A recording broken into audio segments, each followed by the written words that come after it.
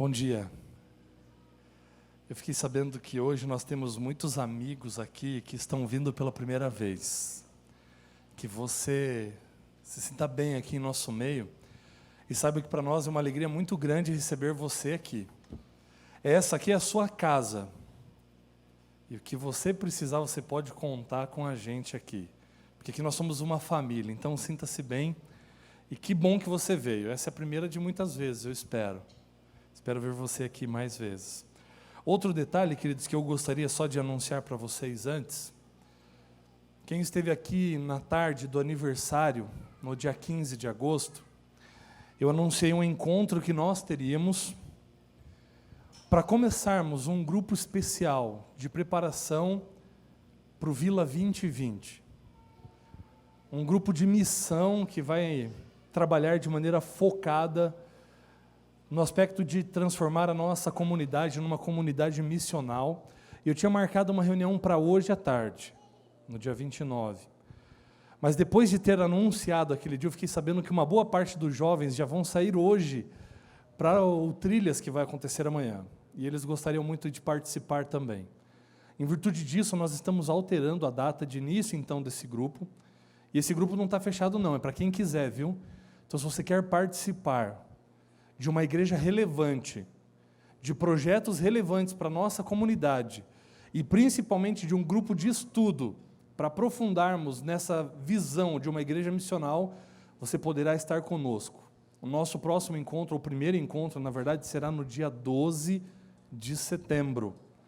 Como é que nós vamos fazer? Nós vamos organizar juntos aqui com aqueles que vão participar dessa reunião um almoço logo após o culto, e depois do almoço nós vamos começar então a nossa primeira reunião, a primeira atividade. Uma coisa eu digo para você, coisas extraordinárias vão acontecer com aqueles que estiverem participando desse grupo. Tanto no aspecto de você poder ajudar outras pessoas, quanto no aspecto de uma transformação de vida. Porque aqui nós vamos tratar de pontos muito importantes para o nosso crescimento e desenvolvimento espiritual, porque vai ser isso que vai nos habilitar para o cumprimento da missão. Então, eu nem combinei, mas o Fábio está por aí? Cadê o Fábio? Está aqui. Fábio, fique em pé. Vou usar você, abusar de você, que você faz isso muito bem. Se você não está ainda no WhatsApp do Vila Jovem, procura o Fábio e fala assim: Fábio, eu quero participar desse almoço e desse grupo no dia 12. Ele vai anotar o seu nome e vai pedir alguma coisinha para você trazer para a gente compor o nosso almoço aqui. A gente faz isso com todos que vão participar, ok? Então esse é o Fábio, nosso ancião. Procure-o. E se de repente você não está ainda no grupo do Vila Jovem no WhatsApp, procura o Tito. Ele foi lá em cima resolver um negocinho que eu pedi para ele. Mas vocês sabem, é o Tito do tal aqui. Pergunta para a igreja, todo mundo sabe. Pede: Tito, me coloca no grupo do Vila Jovem. Ele vai te colocar e você pode também anunciar por lá a sua participação no grupo e no almoço. Ok? Hoje nós estamos começando uma série. Essa série tem como título Incomparável Jesus. Uma escritora americana chamada Ellen White, ela diz, quando trata desse assunto, que esse é o assunto mais fascinante que poderia ser estudado por uma pessoa. E é justamente por isso que eu resolvi trazer todos esses temas que já foram apresentados aqui no momento dos anúncios, para que até o final de outubro nós possamos meditar a respeito do incomparável Jesus. Nós vamos nos deparar com alguns dos seus atributos que o tornam uma pessoa incrível, fantástica, que tornam ele uma pessoa totalmente diferente de nós, embora ele tenha vindo a este mundo em semelhança humana. E nós vamos entender o que isso quer dizer, o que isso representa para mim e para você. Quais desses atributos estão diretamente relacionados com a nossa experiência cristã espiritual? Então não perca nenhum dos sábados dessa série. De repente traga ali ou o seu smartphone, seu tablet, ou até uma folha de papel, para você anotar algumas coisas e poder se aprofundar nesse assunto na sua casa, nos seus momentos de devoção. Porque sem dúvida é um dos assuntos mais extraordinários que existem. Alguém disse certa vez que mais nobre do que a arte de responder é a arte de perguntar. E aí eu gostaria de fazer uma pergunta para você. Você já parou para pensar qual seria a pergunta mais importante do mundo? Porque, na verdade, são as perguntas que nos dão direção. São as perguntas que direcionam uma pesquisa para um TCC, são as perguntas que direcionam uma conversa que você tem com qualquer pessoa.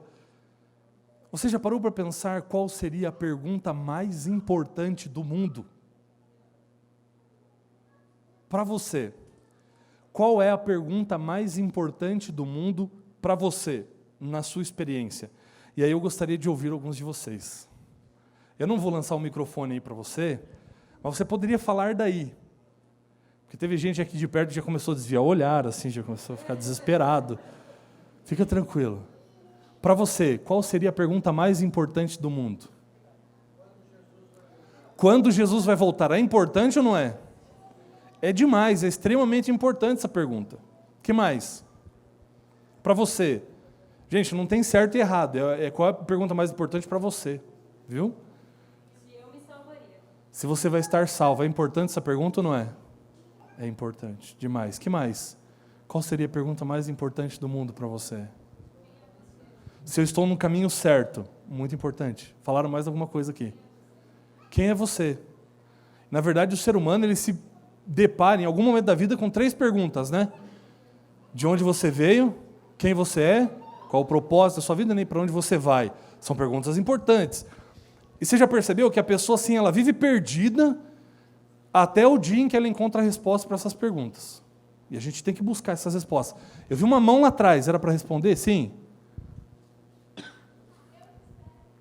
O que Deus espera de mim? Que pergunta fantástica. Muito importante. Eu gostaria também de sugerir para vocês uma outra pergunta que eu também penso que seria uma das perguntas mais importantes do mundo. E para isso eu gostaria de convidar você a abrir a Bíblia em Mateus capítulo 16. E o interessante é que todas essas perguntas que vocês mencionaram, elas vão na mesma direção dessa pergunta que eu também daria como sugestão. Para a gente compor esse quadro de perguntas mais importantes do mundo. Abra sua Bíblia em Mateus capítulo 16. E aqui nós vamos ver uma das perguntas mais importantes do mundo também. Acharam aí? Mateus capítulo 16. E nós vamos começar a ler a partir do verso 13. E aqui, nessa versão da Bíblia que eu tenho, eu leio assim: Indo Jesus para os lados de Cesareia de Filipe, perguntou a seus discípulos: Quem diz o povo ser o Filho do Homem? Percebam, aqui Jesus faz uma pergunta, mas essa pergunta ainda não é a pergunta mais importante do mundo. Mas Jesus faz uma pergunta para os seus discípulos: olha, o que as pessoas dizem a respeito de mim, a respeito de quem eu sou? Porque os discípulos tinham seus familiares, seus amigos da sua convivência antes de seguirem a Jesus, e ouviam a multidão conversando a respeito dele, e Jesus perguntou: o que as pessoas dizem a respeito de mim? E no versículo 14 eles responderam: uns dizem que o Senhor é João Batista, outros Elias, ou Jeremias, ou alguns dos profetas. Essa é a compreensão que o povo tem a respeito de quem é o Senhor. Eles dizem que o Senhor é uma dessas pessoas. E aí no versículo 15, Jesus apresenta para eles uma das perguntas mais importantes do mundo, que tem o poder de direcionar vidas para a eternidade. E a pergunta que Jesus lhes faz é a seguinte: mas vós, continuou ele, quem dizeis que eu sou? A pergunta que antes era genérica, que era aberta e que se referia à opinião de outras pessoas, Jesus faz primeiro essa pergunta. Agora, na segunda pergunta, Jesus torna a questão pessoal. Jesus traz o contexto para o âmbito do indivíduo, da percepção espiritual dos seus discípulos, e ele pergunta: e vocês? Quem vocês dizem que eu sou? E é essa pergunta que eu gostaria de trazer para vocês hoje. Quem é Jesus para você?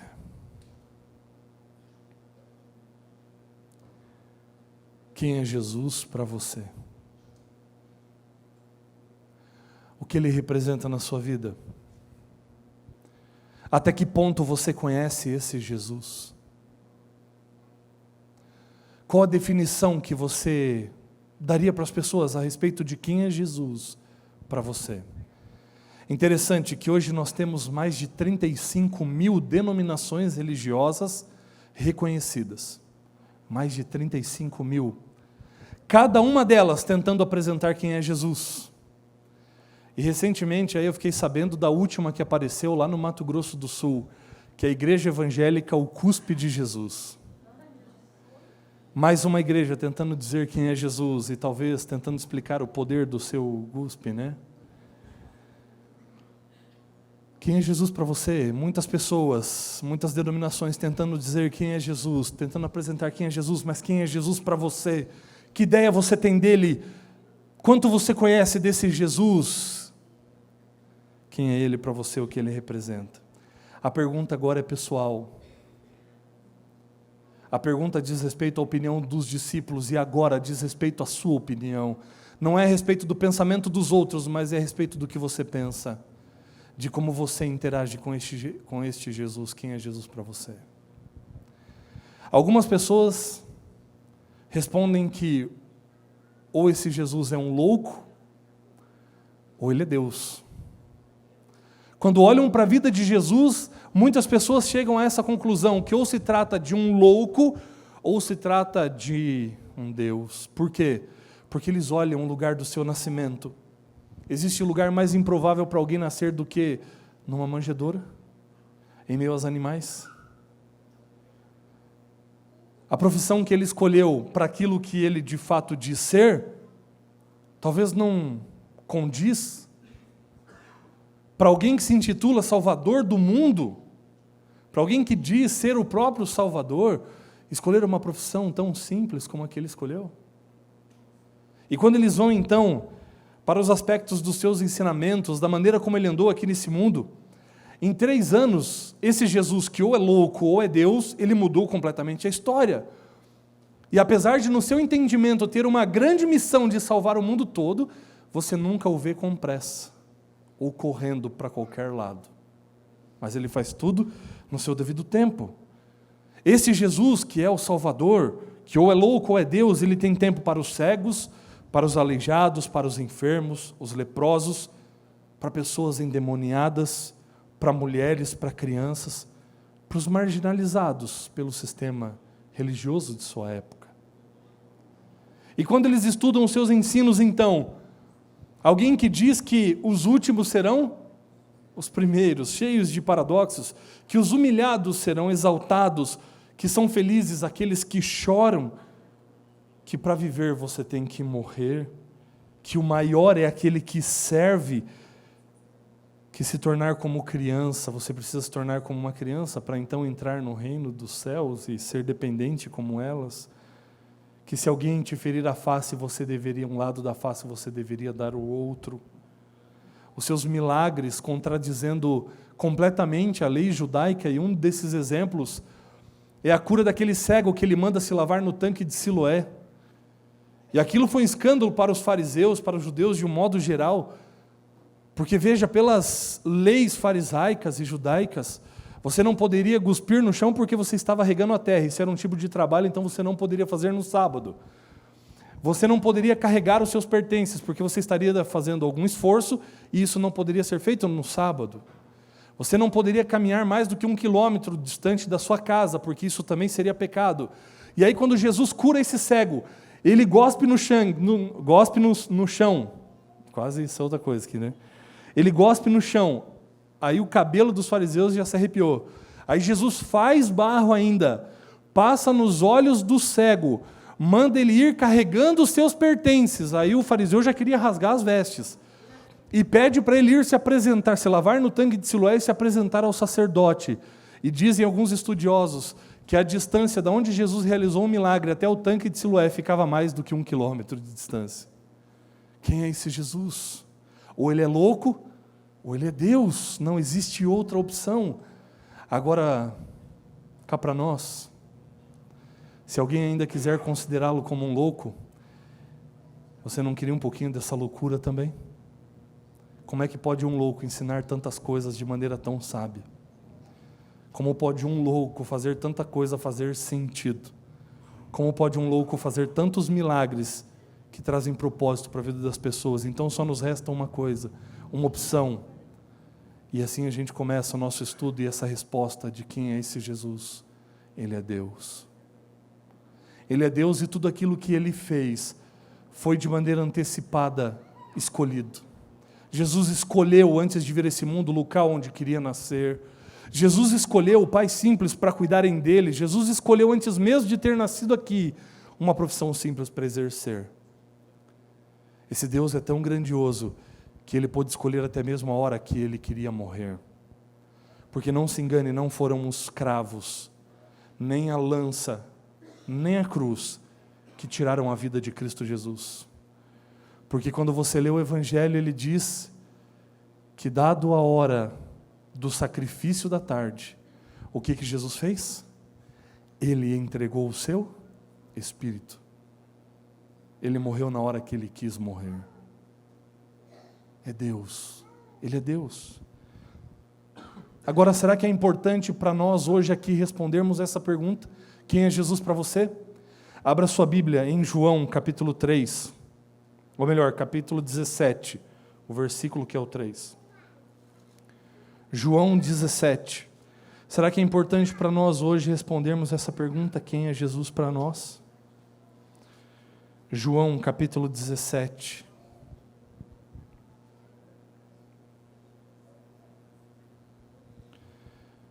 O versículo 3 diz assim: e a vida eterna é esta, que te conheçam a ti, o único Deus verdadeiro, e a Jesus Cristo, a quem enviaste. É importante responder essa pergunta? A vida eterna, diz esse texto, consiste em você conhecer a Deus o Pai e a Jesus Cristo, o seu Filho enviado. Você conhece esse Jesus? Você sabe quem Ele é? Quem é Jesus para você? Essa é uma das perguntas mais importantes do mundo. Existem duas maneiras de nós respondermos essa pergunta. A primeira delas é buscarmos a resposta através da revelação, e é isso que nós vamos fazer primeiro. E a segunda maneira é de você buscar uma resposta na sua experiência com esse Deus, com esse Cristo. Buscando essa resposta, primeiramente na revelação, eu quero convidar você a ir comigo até o capítulo 8 do Evangelho de João, porque aqui é o próprio Cristo que se apresenta, e o que Ele diz aqui é muito importante para o nosso ponto de partida para essa resposta. João, capítulo 8, versículo 58. Os fariseus estavam aqui numa discussão sobre a divindade de Cristo.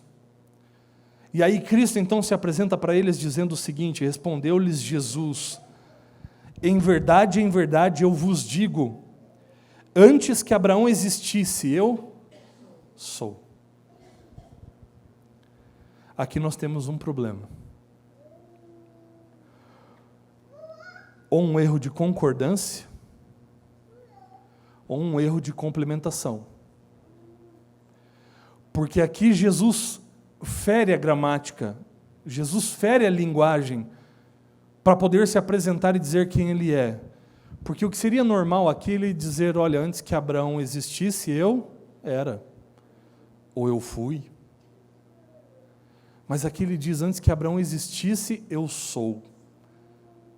Nós temos um erro de concordância aqui sério.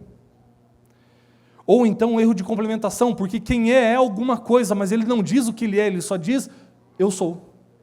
Mas é o quê? E por que é que Jesus não completa aquilo que Ele diz ser? Por que que Ele apenas é e não é alguma coisa de fato ou expressa nesse contexto, nesse caso? Jesus tem que quebrar a linguagem aqui para trazer algo muito claro à memória dos judeus. Porque quando você volta lá no começo, em Êxodo capítulo 3, quando Deus está conversando com Moisés para fazer dele o libertador do povo de Israel, Moisés diz, tudo bem, eu vou falar com o povo e vou falar com o faraó para dizer que o Senhor tem um plano de tirar a gente daqui. Mas quando eles me perguntarem quem é que te mandou aqui, quem é que falou com você, o que eu digo? E como é que Deus diz para ele? Olha, eu sou o que sou. Diga para eles que o Deus eu sou enviou você. Então essa figura do Deus eu sou era muito presente no contexto judaico. E aqui quando Jesus aparece dizendo, antes que Abraão existisse, eu sou, ele está dizendo, aquele Deus que falou com Abraão, com Isaac e com Jacó, está aqui diante de vocês agora, porque eu sou esse Deus. Eu sou aqui é um nome próprio de Deus, que tem as suas raízes na palavra Jeová e Senhor. Por isso causa revolta nos fariseus, porque Jesus se apresenta como sendo esse Deus, o Deus eu sou. E é interessante o porquê Deus escolheu esse nome, eu sou.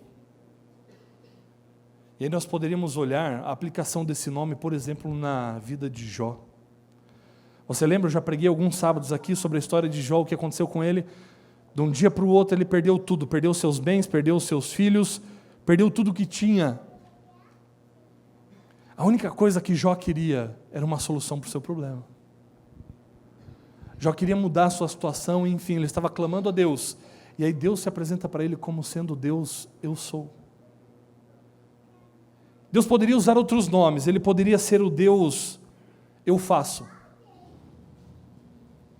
Mas se ele fosse o Deus, eu faço, talvez a fé de Jó teria ruído naquele momento. Porque o que Jó mais esperava naquele momento que perdeu tudo é que Deus fizesse alguma coisa. E Deus não faz nada. Por um bom tempo Deus se mantém em silêncio. Então se ele fosse o Deus eu faço, talvez a fé de Jó teria sido abalada. Se ele fosse o Deus eu dou, Jó esperava que ele desse paz, que ele desse tranquilidade, que ele desse tudo aquilo que ele tinha perdido de novo. Mas Deus não dá naquele momento. Então a fé dele poderia ter ido embora. Porque se ele fosse o Deus eu faço ou o Deus eu dou, em alguns momentos Deus não faz, nem dá. Então nesses momentos ele não poderia se apresentar dessa maneira. Mas ele não muda, ele é o que é o tempo todo. Ele poderia ser o Deus eu salvo, mas naquele momento ele não salvou Jó da situação. Pelo contrário, é Deus que coloca Jó no meio do grande conflito. Mas é por isso que ele se apresenta como Deus eu sou. Porque embora Deus não estivesse fazendo nada em favor de Jó naquele momento de sofrimento onde ele perdeu tudo, embora Deus não tivesse dado nada para ele, a não ser no final da sua vida, mas durante, quando Jó queria e precisava, Deus não deu, e Deus não salvou ele daquela situação imediatamente, Deus disse, eu sou, porque eu sou contigo em todos os momentos, em todas as situações. E se teve uma coisa que aconteceu, é que Deus esteve presente na vida de Jó em todos os momentos. É por isso que a mensagem do Salmo 23 não é o Senhor é meu pastor e nada me faltará, porque as coisas faltam. Um monte de coisa falta, ou não falta? Para esse povo aqui não falta dinheiro só, né? Oi? Mas na verdade esse texto deveria ter sido melhor traduzido da seguinte maneira: o Senhor é meu pastor e Ele não me faltará. Porque quando você lê o verso 4 do capítulo 23 de Salmo, diz assim, ainda que eu ande pelo vale da sombra da morte. O que é isso? É quando você tem tudo? Quando está tudo bem? Ou quando te falta tudo? E ele diz, ainda que eu ande pelo vale da sombra da morte, eu não temerei mal nenhum. Por quê? Porque tu estás comigo. Porque o Senhor é comigo. É por isso que Ele é o Deus eu sou, porque Ele é o tempo todo. Ele está com você o tempo todo. E aí, por que Ele não completa essa frase? Dizendo o que de fato Ele é. Só diz que é. É porque Ele é aquilo que você precisa. Para cada momento da sua necessidade, Ele vai atender e se apresentar da maneira que supra a tua necessidade. Quer ver alguns exemplos? Vamos correr comigo aqui, Êxodo capítulo 17. Só para você ver algumas faces desse Deus maravilhoso que se apresenta de diversas formas. E como nós vimos, esse Deus do Antigo Testamento é o próprio Cristo, porque Ele disse, eu sou. Então Ele era o Deus do Antigo Testamento e é o Deus do Novo Testamento e é o meu, o seu Deus. Êxodo capítulo 17. Aqui o povo vai precisar enfrentar uma batalha, mas Moisés percebe que o povo está desanimado, que o povo precisa de uma bandeira para defender aquela bandeira. Alguma coisa pela qual motive o povo a permanecer firme, com coragem, com fé, para ir contra os seus inimigos. Então, Moisés descobre que o Senhor pode ser a bandeira do seu povo.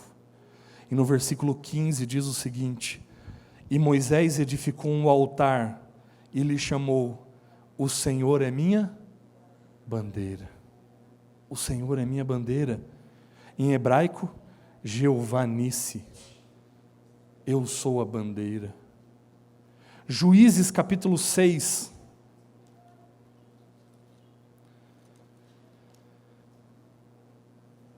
Aqui,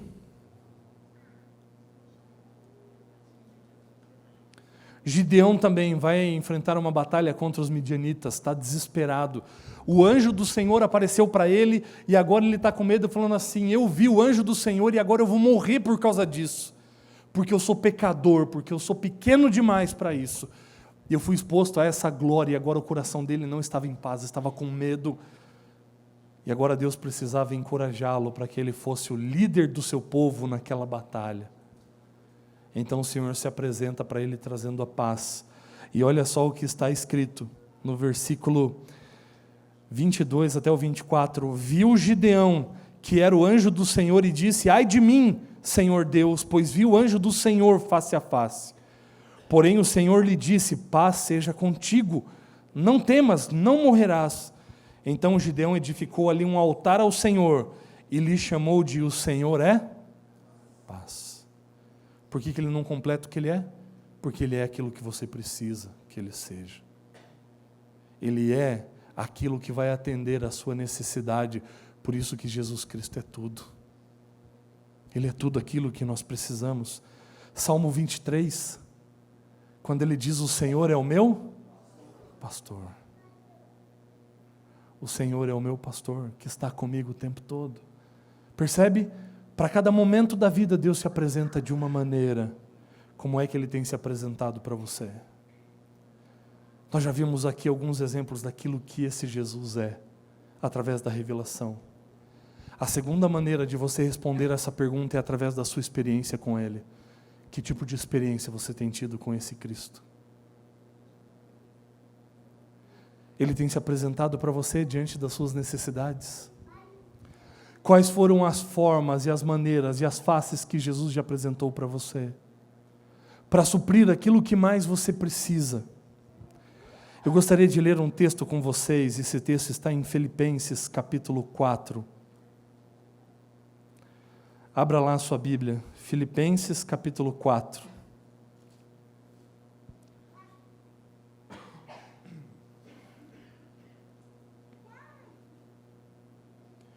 Esse texto que nós vamos ler, muitas vezes ele é ofuscado pelo versículo 13, que está ali dentro desse capítulo, que é: tudo posso naquele que me fortalece.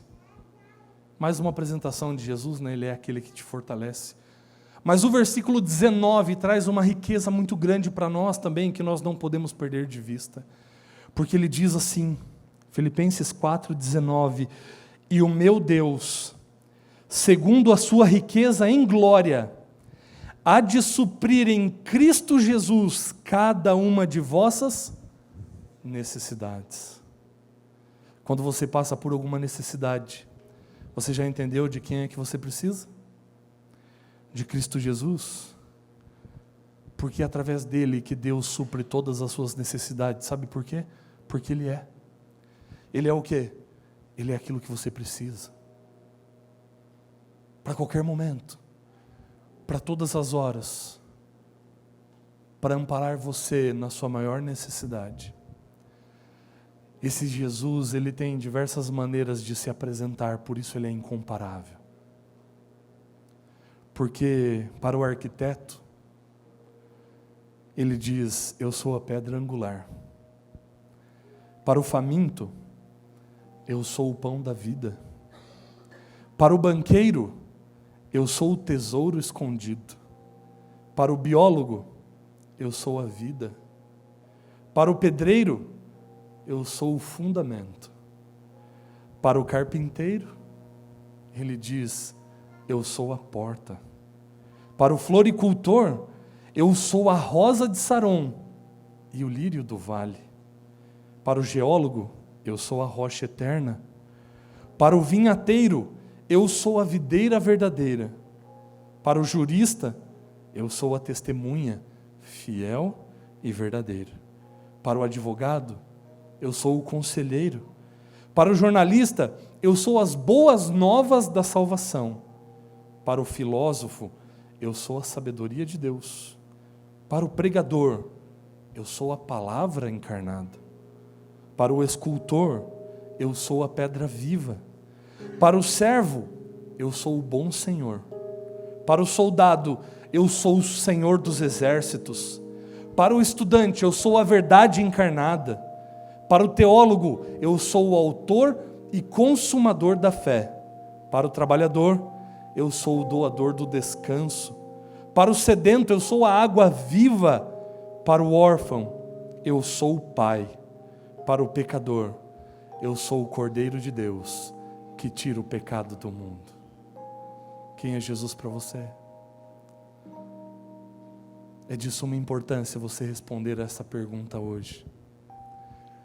Porque a vida eterna consiste em conhecer esse Jesus pessoalmente.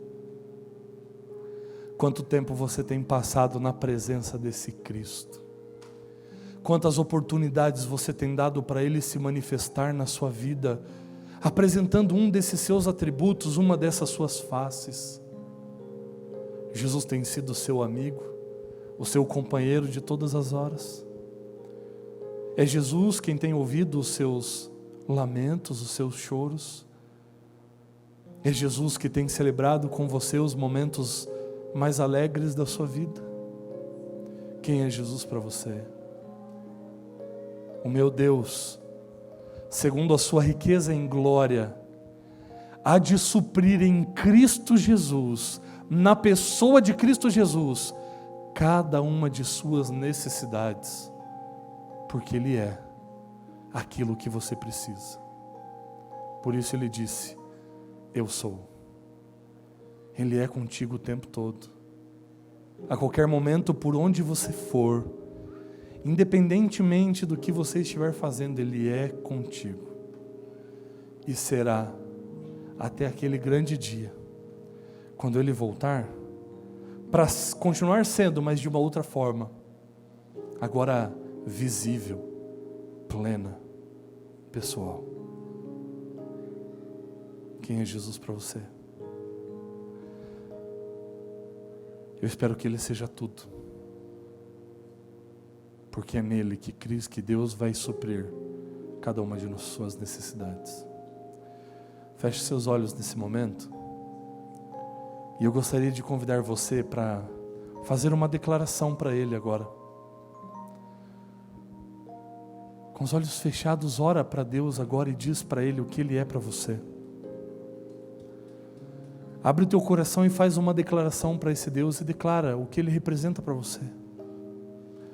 E se de repente até o momento Ele não tem representado muita coisa, pela correria da sua vida, pela falta de tempo que você dá para Ele, conta para Ele do desejo que você tem de mudar tudo isso e de ter um relacionamento íntimo, próximo com Ele, e que Ele te ajude nessa caminhada, tocando a sua vida, hoje e todos os dias. E daqui a pouquinho eu vou fazer uma oração aqui.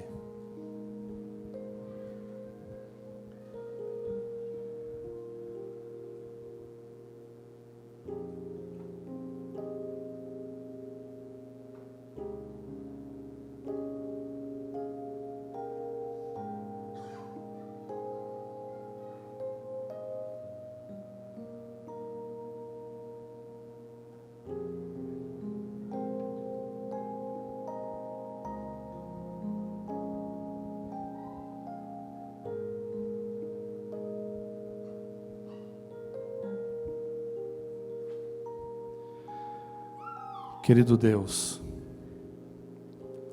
o Senhor pôde ouvir inúmeras declarações nesse momento, daquilo que o Senhor representa para cada um de nós. Eu espero que o Senhor tenha ficado feliz ao ouvir essas declarações, por perceber o quão importante o Senhor é na nossa vida. Embora o Senhor saiba de todas as coisas e às vezes até deixamos de fazer algumas coisas por esse pensamento, Mas isso é bom ouvir, né, Senhor? É bom ouvir do nosso coração, da nossa mente, expressando com palavras e pensamentos claros aquilo que exatamente o Senhor é para cada um de nós. E Pai, o Senhor é o princípio da nossa vida, não fosse o Senhor nós nem estaríamos aqui. Então o Senhor é o princípio, é o começo, é tudo. Para vivermos nesse mundo, se o Senhor não fosse mantenedor, se o Senhor não fosse protetor, se o Senhor não fosse um pai de amor que cuida dos seus filhos, nós também não poderíamos estar aqui. Porque a violência desse mundo já teria nos assaltado e quem sabe nem vivos estaríamos. O Senhor é aquele também, ó Deus, que enche o nosso coração de esperança, por contar através da Tua palavra o Teu sonho para nós, aquilo que o Senhor tem preparado, as maravilhas que será o céu, essa nova vida. E é por isso que o Senhor é o nosso Salvador, porque o Senhor veio aqui dar a vida por nós, e não fosse o Senhor, onde nós estaríamos nesse momento? Não fosse a vida de Cristo, não fosse os seus ensinamentos, não fosse o teu infinito amor por cada um de nós, ó Deus, nossa vida não teria o menor sentido. Nós queremos reconhecer o Senhor também como o Senhor da nossa vida. Sabemos que o Senhor quer o melhor para a nossa vida, então nos ajuda nessa caminhada juntos a termos força, poder e coragem e vontade também de cumprirmos a Tua palavra, a Tua vontade para cada um de nós. E nós queremos Te agradecer, Senhor, porque o Senhor é o Deus eu sou. Agradecer porque o Senhor está e é conosco a todo momento, a todo tempo, independentemente da situação. Muito obrigado por ser tudo para nós, por se apresentar conforme as nossas necessidades e por supri-las todas com a Sua pessoa, com a Sua presença em nossa vida. Por isso, Senhor, nós Te pedimos, habita o nosso coração agora, hoje e para sempre, para nós termos a consciência da Tua presença o tempo todo ao nosso lado, para que cada passo, cada respiração seja dada na Tua presença, e que a Tua presença possa transformar a nossa vida e fazer toda a diferença. Toma o nosso coração nas Tuas mãos, e muito obrigado por ser o nosso Deus, em nome de Jesus Cristo. Amém, Senhor. Amém. Deus abençoe você e um bom restante de sábado.